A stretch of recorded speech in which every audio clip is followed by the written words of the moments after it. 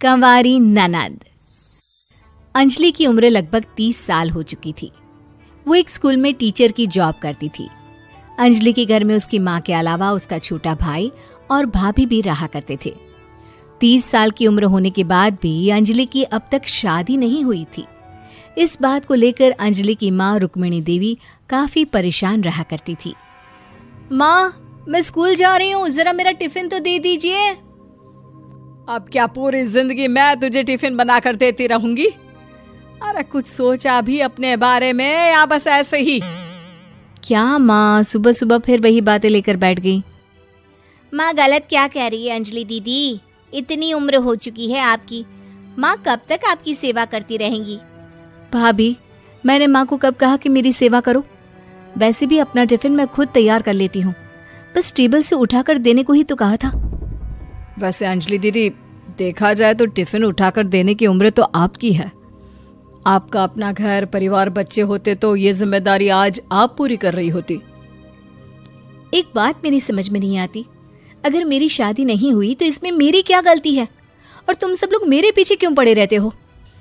अरे कुछ कहना क्या पीछे पड़े रहना होता है?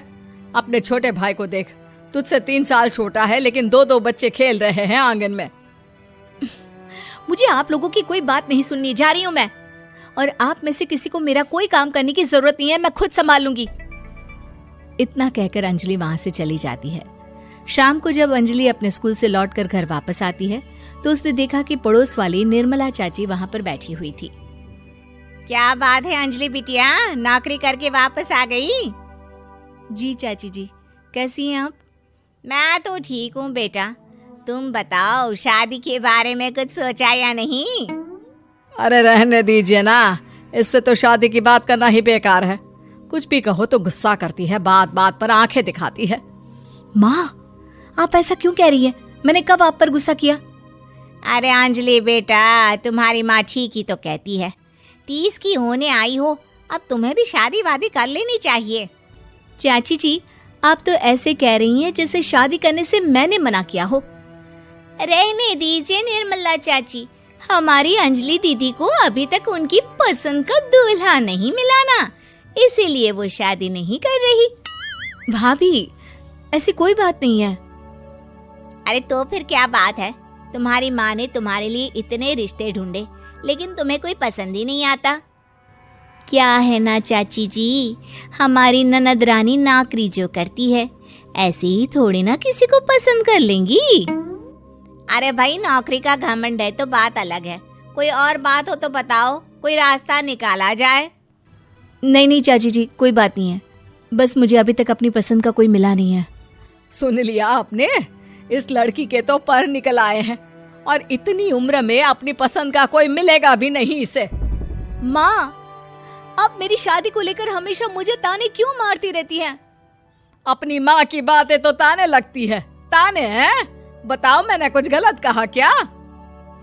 देखो, ये सब छोड़ो, मेरी दूर की बुआ का बेटा है, उसकी अभी शादी नहीं हुई है, उम्र होगी कोई 34-35 साल। आप कहें तो बात आगे बढ़ाऊं? अरे हाँ, क्यों नहीं, ये भी कोई पूछने की बात है। अरे जल्दी से लड़के को यहाँ बुला लो। माँ, आप मुझसे पूछे बिना मेरी शादी की बात करने जा रही हैं और मेरी उम्र 30 भी पूरी नहीं हुई है। निर्मला चाची कह रही है कि वो लड़का 35 साल का है। अंजलि दीदी, आपको क्या लगता है इस उम्र में कोई फिल्म का हीरो आएगा आपके लिए? देखिए, अब पसंद और नापसंद की बात तो रहने दीजिए, पसंद करने की उम्र तो आपकी निकल चुकी। अब तो जो भी मिले उसी से शादी कर लीजिए, इसी में भलाई है। तेरी भाभी बिल्कुल ठीक कह रही है। अब जैसा रिश्ता मिले उसके लिए हाँ कर देना, ताकि हम भी गंगा नहाए। ठीक है, चलिए मैं उस लड़के को कहती हूँ, वो कल ही अंजलि को देखने आ जाएगा। अगले दिन निर्मला चाची के दूर का रिश्तेदार अंजलि को देखने उसके घर आता है। उसका नाम था अजय। अंजलि जी, तो आप नौकरी करती हैं, वो भी स्कूल में? जी हाँ, मैं स्कूल में टीचर हूँ। हमारी बेटी बहुत होशियार है। अरे पढ़ने लिखने में इतनी होशियार है, इसीलिए तो इसकी नौकरी लगी है स्कूल में। हाँ ठीक है आंटी जी, जरा मुझे भी तो बात करने दीजिए आपकी बेटी से। जी पूछिए ना, क्या पूछना चाहते हैं?